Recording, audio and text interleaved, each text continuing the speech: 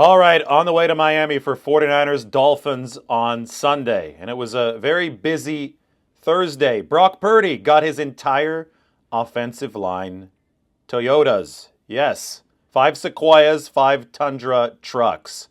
No, I don't think that he paid for them. There are a lot of people that are confused about this, but it's called marketing. Still, I think that Joe Burrow got swords. He got Japanese swords for his offensive linemen.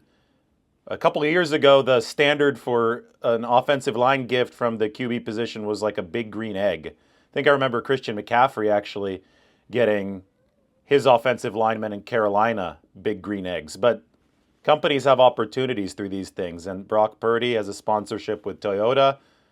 So this is an opportunity for Toyota to get a lot of social media airtime. They're getting some from me, just because I think it's cool that Brock Purdy was able to arrange for Toyotas for all the 49ers offensive linemen. Big weekend for Brock Purdy and the 49ers. Every single time that an NFL player takes a rep, it is an important part of his resume. There's no tanking in this league. Just how it works. I think if there is anybody on this 49ers roster that can afford to not put good football on tape, it might be Nick Bosa and George Kittle. Those guys are very, very secured in their contracts and their spots, although I would say that George Kittle only has 1 year left on his deal. So even then, those guys they're very incentivized to go and put good play on tape. Just how it works in the NFL. This is not the NBA. This is not a situation where you can go and instruct players to perform worse intentionally for draft position. I think that's a lot of fan fantasy. Plus, there are some bragging rights on the line. Miami's coaching staff obviously features Mike McDaniel, the head coach, who was the 49ers offensive coordinator under Kyle Shanahan, good friends with Kyle Shanahan. John Embry, the tight ends coach for the Dolphins, is like George Kittle's NFL dad. That's what George said yesterday in the locker room. I asked George about the time that John Embry fined him $10 every single time that he stepped out of bounds without being forced out of bounds by a defender. And George Kittle said that this was very, very big in his development as one of the great yak monsters in the NFL. I still remember Embry. I thought fined you guys $10 every single time that you jumped. ran That or run out of bounds. Yeah. What was the other stipulation? If I jumped while catching the ball, because he says keep your feet on the ground because you can go faster. So looking back on that now, you're obviously the perennial All-Pro player. Those were the initial NFL lessons, though. So do you feel that some of that did really instill the habits that you needed to reach the level that you consistently have reached? You know what? I think Coach Embry did a great job about, show me the ropes, kind of throwing me a life vest because I was kind of thrown out to sea, when you started as a rookie. But he instilled a lot of awesome things that I still do to this day. Catching, running, not running out of bounds. Just like he helped me establish my mindset that allowed me to become the player that I am today. And I owe a ton of my success to John Embry. And, he's basically my dad of the NFL, if you take my dad out of it. But, close friend. We always talk all the time throughout the seasons, and it's always fun to get a random coaching point from him at like 5 a.m. our time, 8 a.m. Miami time that says your footwork was trash last week. You got to fix your stance. You got to step like this, and I always appreciate those coaching points. So Embry's on the other side as the tight ends coach for the Dolphins in this game. Wes Welker is Miami's receiver coach. He used to work with the 49ers in that same position with Deebo Samuel, with Brandon Ayuk, and others. So now he's Tyreek Hill's position coach, and the 49ers are going to see Wes Welker. The best, though, is Max McCaffrey. That's Christian McCaffrey's older brother. He's an offensive assistant for the Dolphins.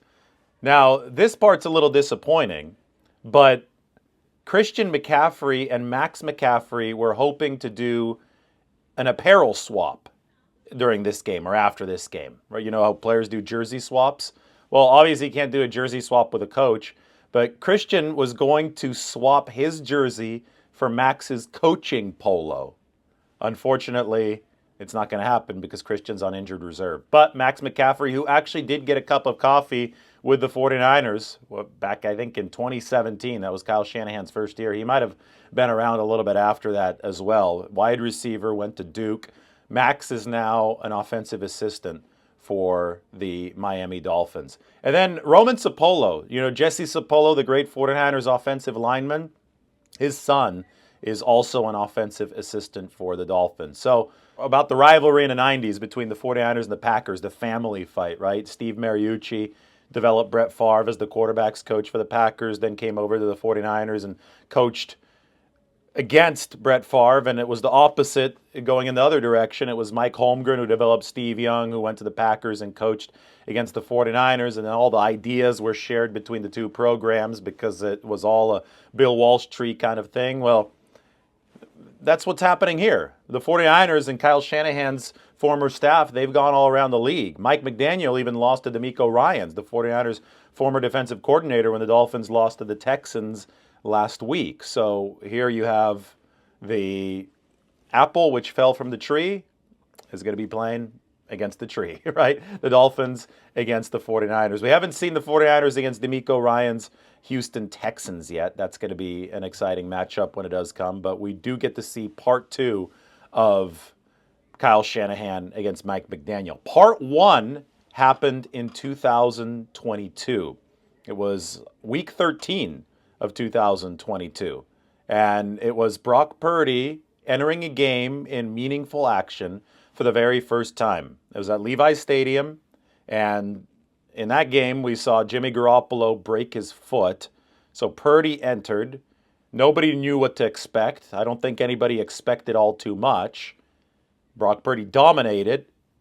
I still remember when he had George Kittle on that 3rd and long, facing a zero blitz. The Dolphins threw the kitchen sink at him. They threw every single type of blitz they could because they figured a rookie wouldn't be able to handle it, and Brock Purdy handled it just fine. 49ers won in resounding fashion. Dre Greenlaw had a really big game, and Miami, even though they scored on one of the very first plays of the game, remember Trent Sherfield from Tua Tagovailoa sprinted the length of the field after just a slight misalignment on the 49ers back end. Everybody's like, oh my God, look at this Miami offense. These guys are fast. Well, even though that happened in the first play, even though it looked like the 49ers would be struggling to keep up with the Dolphins in a potential shootout, they were able to keep up in the shootout, and that was even with Brock Purdy, their 3rd starting quarterback of the season, making his first career start. So that's when the legend of Mr. Irrelevant began. And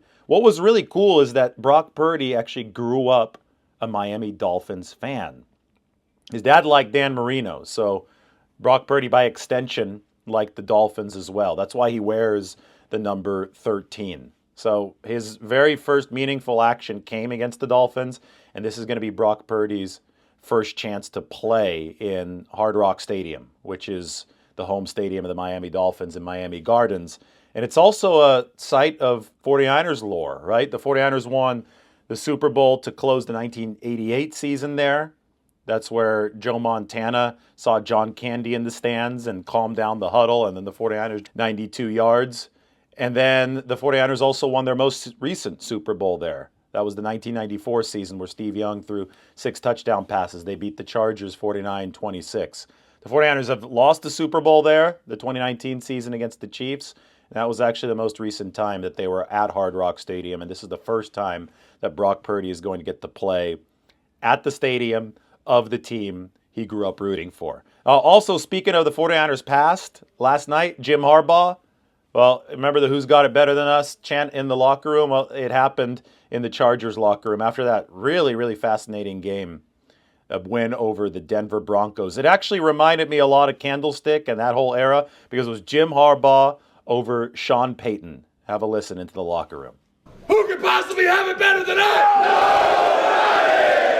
Nobody! 1, 2, you know what to do! For he's a jolly good fellow! For he's a jolly good fellow! For he's a jolly good fellow!